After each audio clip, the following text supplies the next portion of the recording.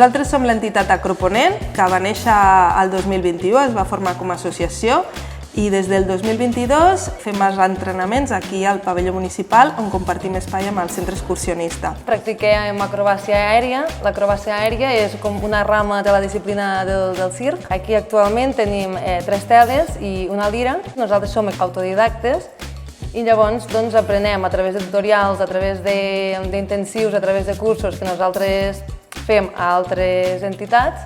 Anem aprenent i anem practicant aquest esport. Entrenem 5 dies a la setmana, 3 dies a les tardes i 2 dies als matins i t'animem a conèixer-nos a la mostra d'entitats.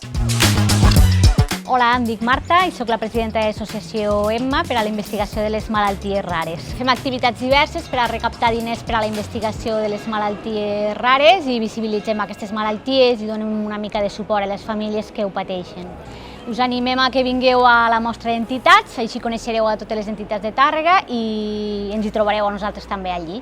Soc Elisabet Talavera, soc presidenta de la Societat Ateneu i aquest dia 13 d'abril serem a la mostra d'entitats, però no hi anirem sols. En aquesta casa tenim diverses entitats que són seccions de l'Ateneu, com ara la Coral Infantil Mestre Güell, l'Esbart Albada, Orfeo Nova Tàrrega, Som Suïc Tàrrega i la secció de Sevillanes.